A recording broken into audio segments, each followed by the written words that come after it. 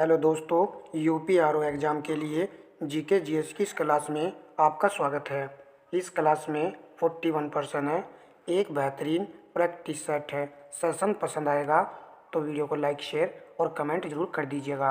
आप मेरे साथ साथ टेस्ट लगाते हुए चलिएगा। सभी प्रश्न नए पैटर्न पर आधारित ही हैं। क्लास को शुरू करते हैं। वर्ष 2021 के आंकड़ों के आधार पर विश्व में शीर्ष 2 एल्यूमीनियम प्राइमरी उत्पादक देश हैं। प्रश्न का राइट आंसर ऑप्शन सी है, चीन व रूस देश, जो कि एल्यूमीनियम उत्पादक देश है। प्रश्न नंबर 2, जनगणना 2011 के आधार पर न्यूनतम जनसंख्या घनत्व वाले 3 राज्य हैं। प्रश्न का राइट आंसर ऑप्शन ए है, अरुणाचल प्रदेश, मिजोरम, सिक्किम, जिसका जनसंख्या घनत्व न्यूनतम है। प्रश्न नंबर 3, निम्नलिखित कथनों पर विचार कीजिए। नीचे दिए गए विकल्पों के आधार पर सही उत्तर का चयन कीजिए। एनसीआर में उत्तर प्रदेश उप क्षेत्र के 8 जिले सम्मिलित हैं। एनसीआर क्षेत्र के कुल क्षेत्रफल में उत्तर प्रदेश का लगभग 27% योगदान या भाग है। क्या यहाँ पर आपको दोनों कथन सही लग रहे हैं? राइट आंसर ऑप्शन सी विकल्प है। 1 और 2 यहाँ पर दोनों सही हैं। जरूर याद रखना है कि एनसीआर क्षेत्र के कुल क्षेत्रफल में उत्तर प्रदेश का लगभग 27% भाग योगदान देता है। प्रश्न नंबर 4, उत्तर प्रदेश में आलू का अनुसंधान केंद्र किस जिले में स्थित है? प्रश्न का उत्तर ऑप्शन बी है, मेरठ जिले में। नेक्स्ट प्रश्न, निम्नलिखित में से कौन सी अनुसूचित जनजाति उत्तर प्रदेश के वाराणसी जिले में नहीं पाई जाती? चेरो, गोंड, खरवार, शहरिया।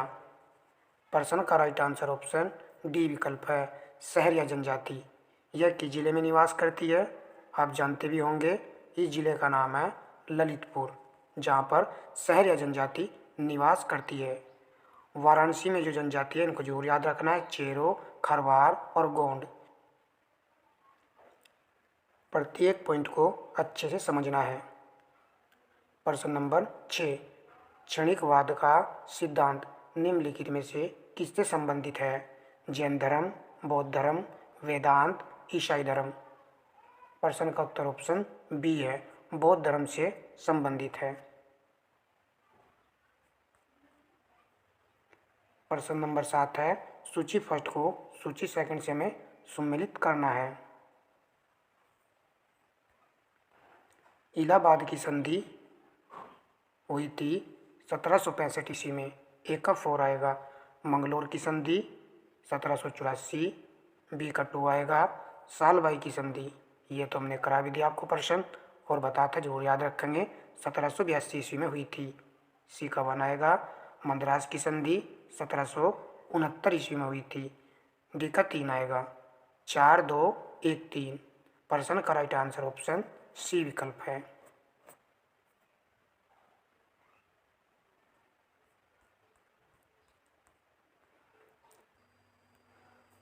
प्रश्न नंबर 8, निम्नलिखित में से कौन सम्मिलित नहीं है? SDG2 शून्य भूख, SDG5 लैंगिक समानता, SDG10 जलवायु कार्रवाई, SDG15 भूमि पर जीवन। यहाँ पर थोड़ा सही कर लीजिए, ये ऐसे आएगा SDG15 भूमि पर जल। ये वाला पॉइंट मैंने आपको बताया था कि याद जरूर रखना है, और ये भी बताया था कि SDG14 में क्या है, भूमि के अंदर जीवन। तो दोनों पॉइंट बताए थे, ये तो पक्का कंफर्म है, पता है। अब आप बताइए में से कौन सा सही सम्मिलित नहीं है? यहाँ पर सही सम्मिलित नहीं है ऑप्शन सी वाला विकल्प, जलवायु कार्रवाई SDG10 में नहीं है, ये किस में है? 13 में है। जो भी पॉइंट आए हैं इसको आप जरूर याद रखिएगा, बहुत ही महत्वपूर्ण प्रश्न था। प्रश्न नंबर 9, विषाणु को कोशिका सिद्धांत का अपवाद माना जाता है क्योंकि ये सर्वथा संक्रामक परजीवी के रूप में होते हैं। इनमें कोशिका नहीं होती है, ये विलगित अवस्था में निर्जीव होते हैं, उपरोक्त सभी कारणों से। प्रश्न का राइट आंसर है ऑप्शन डी, उपरोक्त सभी कारणों से विषाणु को कोशिका सिद्धांत का अपवाद माना जाता है। देखिए प्रश्न इस क्लास में बहुत अच्छे अच्छे हैं, तो आप क्लास को पूरा वॉच कीजिएगा और वीडियो को लाइक शेयर अवश्य कर दीजिएगा। निम्न में से किस आर्थिक सर्वेक्षण में पहली बार धारणीय विकास जलवायु परिवर्तन का नवीन अध्याय जोड़ा गया था? प्रश्न का राइट आंसर ऑप्शन बी है। 2011-12 के दौरान इस अध्याय को जोड़ा गया था। प्रश्न नंबर 11, उद्देशिका में वर्णित शब्दों का सही क्रम क्या है? यहाँ पर लास्ट में सभी में दिया गया है राष्ट्रीय एकता और अखंडता। देख लीजिए सभी में ये पॉइंट दिया हुआ है। इस तरह के प्रश्न पेपर में ज्यों के त्यों ही रिपीट होते हैं। प्रश्न का राइट आंसर ऑप्शन ए विकल्प है। पंथ निरपेक्ष न्याय स्वतंत्रता याद रखेंगे, इस प्रकार याद रखेंगे, निरपेक्ष न्याय स्वतंत्रता राष्ट्र की एकता अखंडता को बनाए रखती है। प्रश्न नंबर 12, 1953 में गठित राज्य पुनर्गठन आयोग का कौन सा व्यक्ति सदस्य नहीं था? प्रश्न का राइट आंसर ऑप्शन डी है, एस सी मुखर्जी।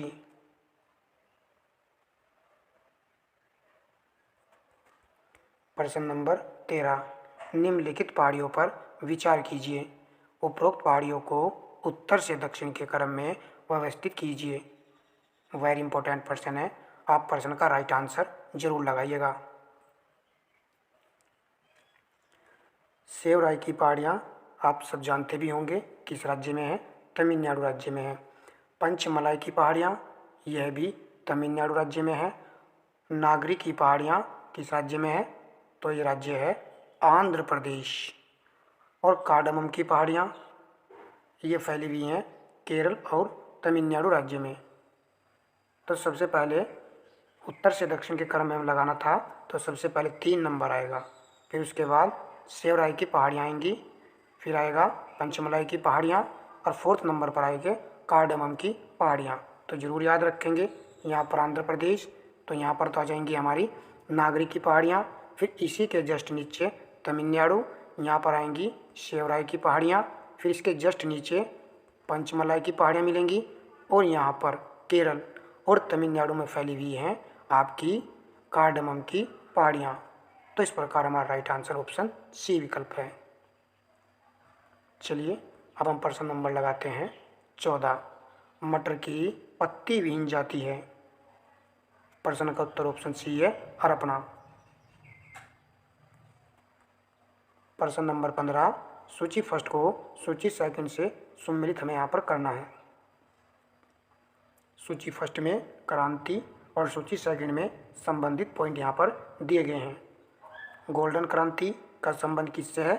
उर्वरक से है, एक का 4 लगा दीजिए।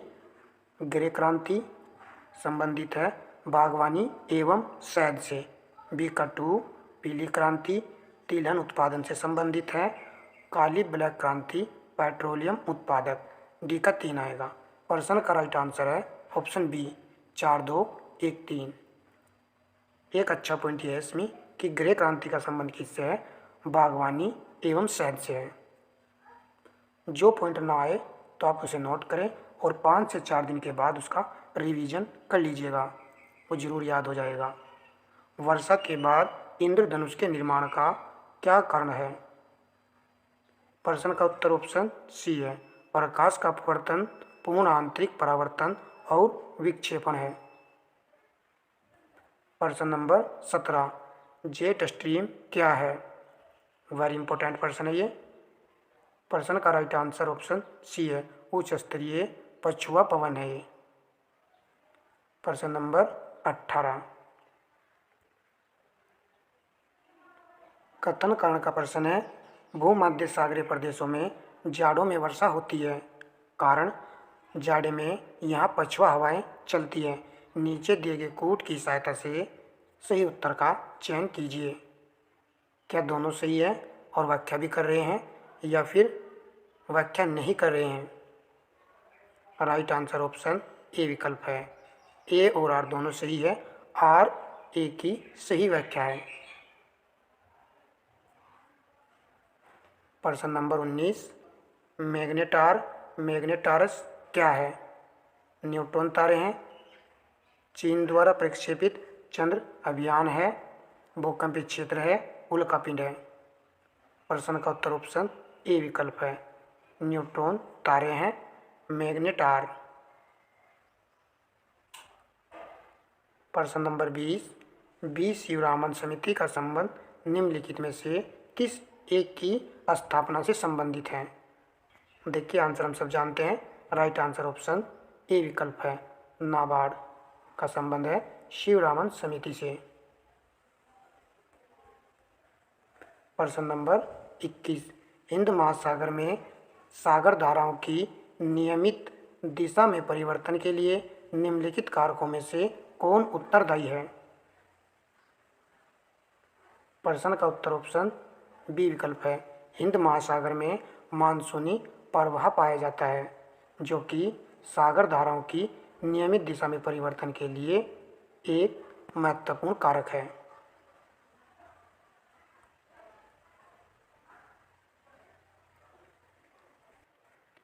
प्रश्न नंबर 22 अस्किल सेन एनीमिया के संबंध में निम्न कथनों में से कौन से सही हैं?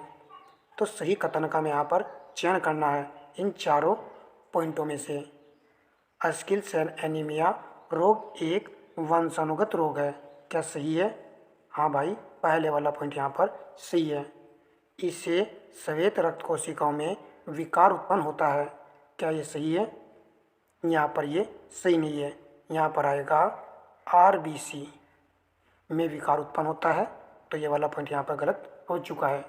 1 जुलाई 2023 को प्रधानमंत्री ने मध्य प्रदेश के शहडोल में राष्ट्रीय सिकल सेल एनीमिया उन्मूलन मिशन का शुभारंभ किया। ये पॉइंट हम सभी जानते हैं। तो ये वाला यहाँ पर करेक्ट है। पॉइंट 4 देखिए, इस मिशन का उद्देश्य 2051 तक, देखिए यहीं पकड़ में आ चुका है, 2051 नहीं है, 2047 तक लाल रुधिर कोशिका रक्तविहीनता अस्किल सेल एनीमिया को ख़त्म करना है। तो यहाँ पर 4th वाला पॉइंट भी गलत हो चुका है। केवल 1 और 3 यहाँ पर सही है। इसी प्रकार के प्रश्न वहाँ पर एग्जाम में देखने को मिले थे और उसी पैटर्न पर आधारित हम आपके लिए प्रश्न जो है ला रहे हैं। दंत चिकित्सक अवतल दर्पण का उपयोग करते हैं क्योंकि इस पर निर्मित प्रतिबिंब किस प्रकार का होता है?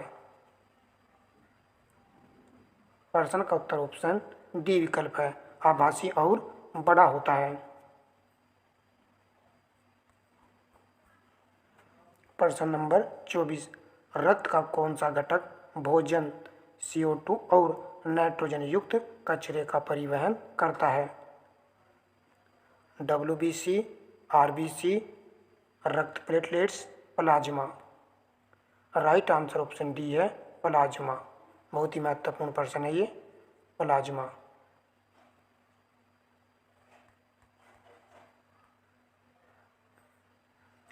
कोयले के संचित भंडार की दृष्टि से भारत के 4 शीर्ष राज्य कौन से हैं? सही क्रम बताइए। प्रश्न जो है गलत नहीं होना चाहिए। मैंने आपको एक बार प्रश्न करा था कि कोयला उत्पादन वाले राज्यों का क्रम करा था और वहीं पर बताया था आपको कि संचित भंडार के मामले में ये राज्य प्रथम स्थान रखते हैं। प्रश्न का राइट आंसर ऑप्शन बी विकल्प है। झारखंड, ओडिशा, छत्तीसगढ़, पश्चिम बंगाल। यहाँ पर ये चारों राज्य कोयले के संचित भंडार की दृष्टि से शीर्ष राज्य हैं और इनका यहाँ पर सही क्रम दिया हुआ है। कोयला उत्पादन आप जानते होंगे, मैंने बता रखा है कि छत्तीसगढ़ सबसे ज़्यादा कोयला उत्पादन करता है, फिर उसके बाद उड़ीसा, फिर झारखंड। प्रश्न नंबर 26 सूची फर्स्ट को सूची सेकंड से यहाँ पर हमें मिलान करना है। सूची फर्स्ट में हड़प्पा पूरा स्थल है। भारत के राज्य संघ राज्य क्षेत्र यहाँ पर दिए गए हैं।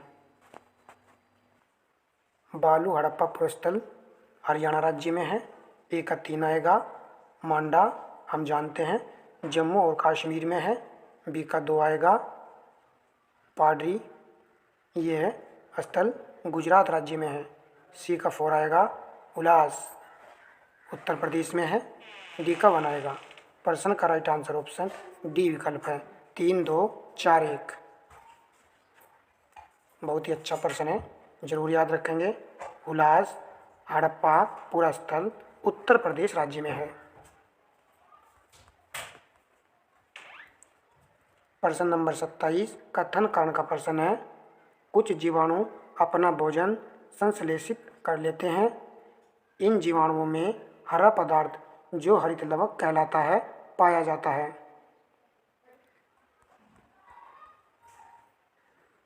प्रश्न नंबर 28 मुद्रा एवं वित्तीय मामलों में सरकार का वित्तीय अभिकर्ता एवं सलाहकार कौन है? 2017 में पूछा गया प्रश्न है, मेंस एग्जाम। प्रश्न का राइट आंसर ऑप्शन बी है, आरबीआई।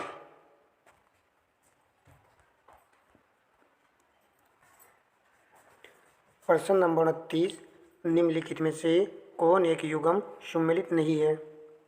दीवाने मुस्तकराज, यहाँ पर दिया गया है अलाउद्दीन खिलजी, क्या सही है?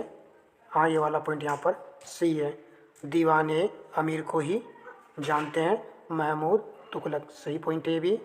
दीवाने खैरात फिरोज शाह तुगलक, मैंने कहा था भी आपको, खैरात। फिर दीवाने रियासत बलबन दिया गया है, जो कि गलत। तो राइट आंसर हमारा ऑप्शन डी विकल्प है।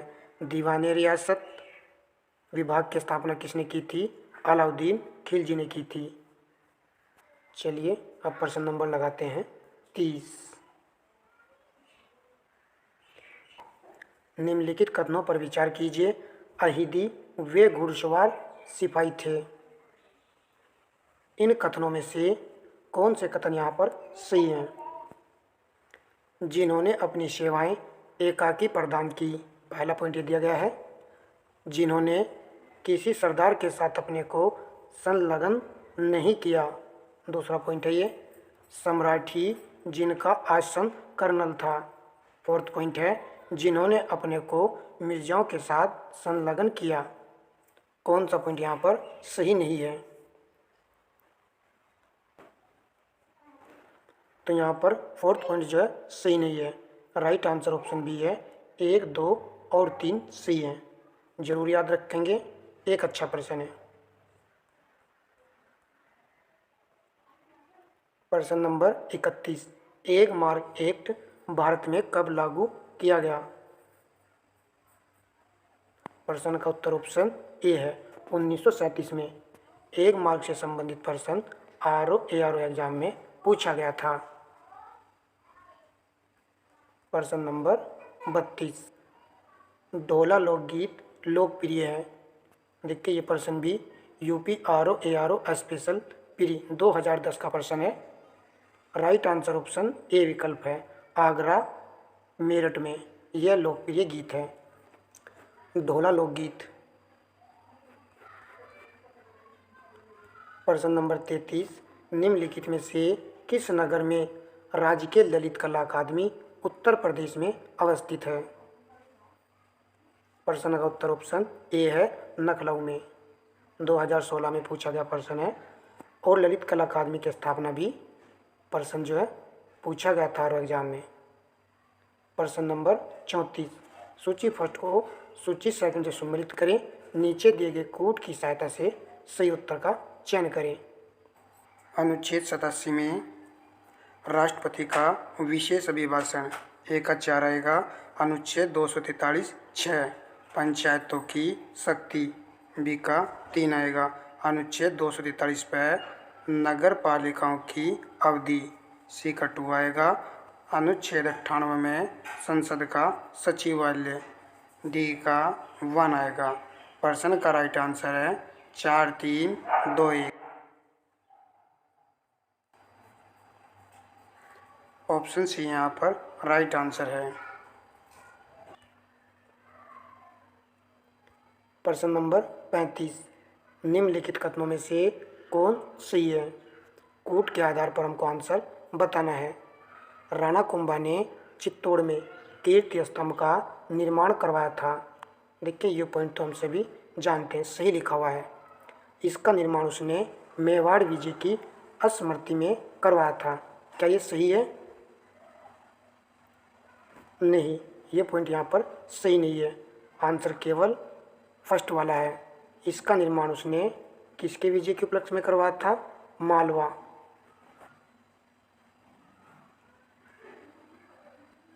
प्रश्न नंबर 36, निम्नलिखित युग्मों में से कौन एक सही सुमेलित नहीं है? लेब्राडोर की धारा, ठंडी धारा यहाँ पर दी गई है। गिनी की धारा क्या एक ठंडी धारा है? गल्फ स्ट्रीम धारा जानते हैं, ये गर्म जल धारा है।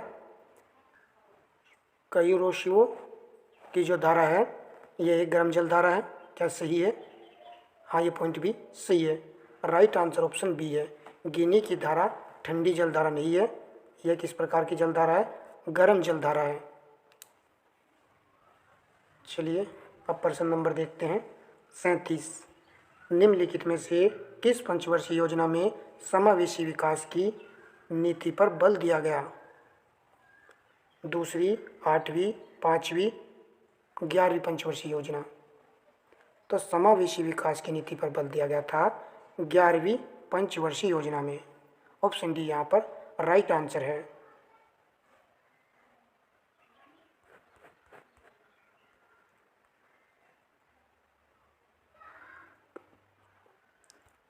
प्रश्न नंबर 38, निम्नलिखित कथनों में से सही कथन का चयन करें। करंट का प्रश्न है, चलिए देख लीजिए। केंद्रीय शिक्षा, कौशल और उद्यमिता विकास मंत्री श्री धर्मेंद्र प्रधान ने 27 फरवरी 2024 को नई दिल्ली में स्वयं प्लस प्लेटफॉर्म लॉन्च किया। 28 फरवरी 2024 को घाना की संसद द्वारा LGBTQ के अधिकारों को क्षीण करने वाले मानव यौन अधिकार पारिवारिक मूल्य विधेयक 2024 पारित किया गया। प्रश्न का राइट आंसर ऑप्शन सी है। 1 और 2 दोनों यहाँ पर सही हैं। करंट के ऐसे प्रश्न ही एग्जाम में आए थे। मार्च 2024 में भारत के पहले और एकमात्र राष्ट्रीय डॉल्फिन अनुसंधान केंद्र NDRC का उद्घाटन कहाँ किया गया? बहुत ही अच्छा प्रश्न है। राइट आंसर ऑप्शन बी विकल्प है, पटना, बिहार में। प्रश्न नंबर 40, निम्नलिखित में से किस संस्था ने हाल ही में ध्वनि आधारित एंटी ड्रोन प्रणाली विकसित की है? IIT Kanpur, IIT Bhopal, IIT Madras, IIT Jammu.